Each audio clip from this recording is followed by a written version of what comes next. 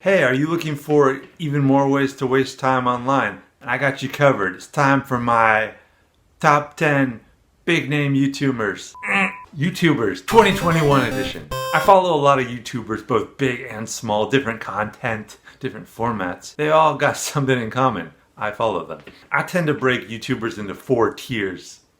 Under 10,000 subscribers, you're in the minor leagues, like me. Nothing to be ashamed of, but we all want to get the hell out of here. Over 10,000, you're starting to get some traction, but due to fame inflation and the fact that everybody wants to be a superstar nowadays and that most of your followers are a Russian bot farm anyways, it doesn't count for much. You may start to have more of an audience, but you can probably still walk the streets and hang out in Walmart without anybody accosting you. Over 100,000, you've officially made it. You can get product endorsements and all that garbage. Over 1 million and you're officially a rock star. You probably have paparazzi and stalkers and all that fun nonsense. So for this list, I limited it to over 100,000 subscribers, the big names, and there's nothing wrong with the small names. Maybe I'll do a list on under 100,000ers in the future, but right now I'm just doing the big names, so let's get to it.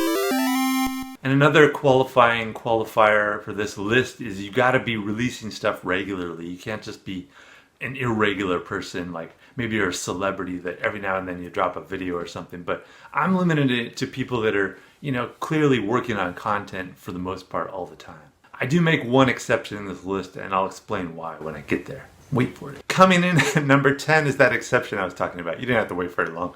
Captain Disillusion. This guy talks about special effects and trickery like that, internet trickery.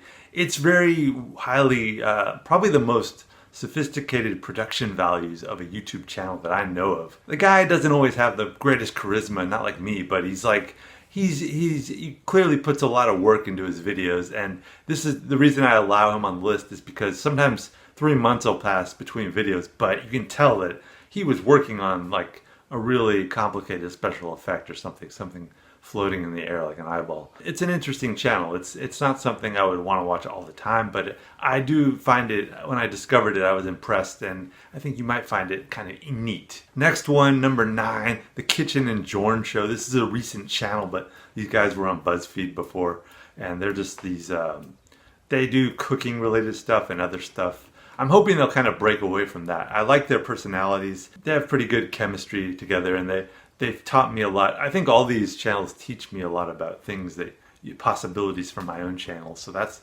my main reason for the inspiration I get from behind it. Number 8, Piano TV. Okay, this may be a little niche. You gotta be probably interested in piano to enjoy this channel, but I am, so it's my list. So if you don't like it, go to the next number. Piano TV has a lot of great advice and piano thoughts and piano history and music stuff. So I love it. I like learning and there's so much more to learn. And it seems to range from beginner to advanced. So wherever you're at in your piano journey, I think you'll probably enjoy it. Number 7, James Charles, who's one of the most popular YouTubers out there. I don't feel like I'm part of his audience, but I don't wear makeup. I'm not gay. I know, I know that surprises some people because I watch my videos and I'm like, this guy is so gay, but I'm not. And but I like watching. I think I like James Charles because he just has a lot of.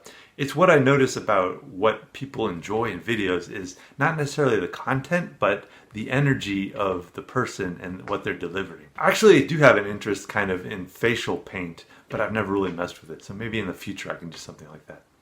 Number 6, Dixie D'Amelio. I don't like a lot of her videos, actually. I'm going to say that. I don't really find her music that inspiring.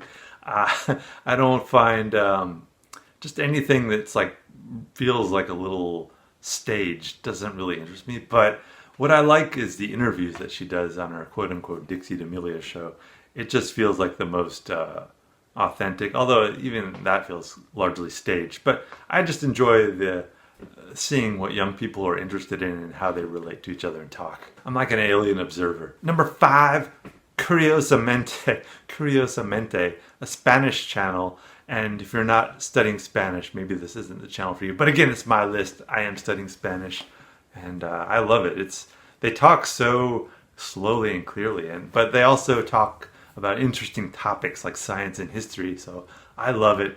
I'm always eager to see a new video. They've also done like meditation instruction and things like that. So it's very wide ranging and very fun. A lot of animation and stuff. Number 4, Super Bowser Logan. This is kind of a weird channel because there were 2 other channels. I forget what they're called. They're all vaguely these puppets and dolls and Super Mario related stuff, like stories and stupid storylines. I don't know why I enjoy it, but I do. And it's weird, like the other channels that they had before have millions of subscribers and then they changed channels. I don't know why you would do that if you have millions of subscribers, but they're popular either way with their new Super Bowser Logan. Anyways, it's just a lot of juvenile humor that I just enjoy. I'm impressed by how quickly they crank out videos with obnoxious storylines. Number 3, Drew Gooden, who every now and then I'm reminded how young he is, and like I feel old compared to him because the way that he relates to the world is just so, everything in his life has been from the internet on, so he doesn't have that perspective of pre-internet. And I also forget, like, his humor is sometimes very funny, but sometimes I don't find him incredibly funny. I feel like I could have made those jokes, and but I do admire. It seems like he does all his editing himself, which I always admire, and it's not. It's kind of like what I don't want my channel to be, is just talking to a camera in a room, which I'm doing right now. I'm trying to get away from that, and he seems to be okay living in this dark cave and just endlessly talking to a camera, but that's not what I want. But I like seeing other people do that and making it work. He's got, a big following for just talking to a camera. It's mainly just him talking about other videos and other movies and stuff. So maybe that's something you'll enjoy. It's pretty funny. Number 2, Bryce Hall. I don't know why I like this channel.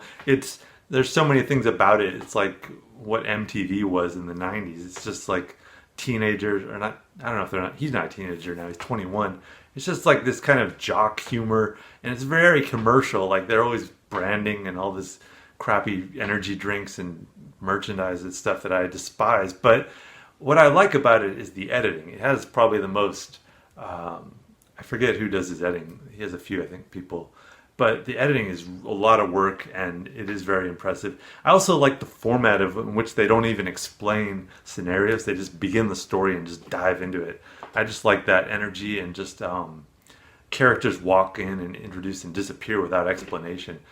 That's kind of what I love about what is possible in video and where I'd like to go to. And then finally, number 1, I've mentioned them before, Slice and Rice. This couple, I think they're back east, and they have a kid now, and they do, I don't know, like their videos are not always the most original. It's just like pretty mediocre stuff, but it's the chemistry. It's all about the chemistry and how the energy that they maintain with their audience. And I think they do it very well. So I'm always eager to see whenever they have a new video. That's kind of how I rank these, is like how excited am I when a new video comes out. And I felt like Slice and Rice probably have the most exciting energy level when I see a new video from them. So there you go. Those are my 10 choices for big name YouTubers as of 2021. Maybe I'll do this next year. Maybe the list will be different. So who knows? Maybe I'll be. I'm not going to be. But who knows how many? Maybe I'll be at least in medium rank. Over 10,000 subscribers by next year.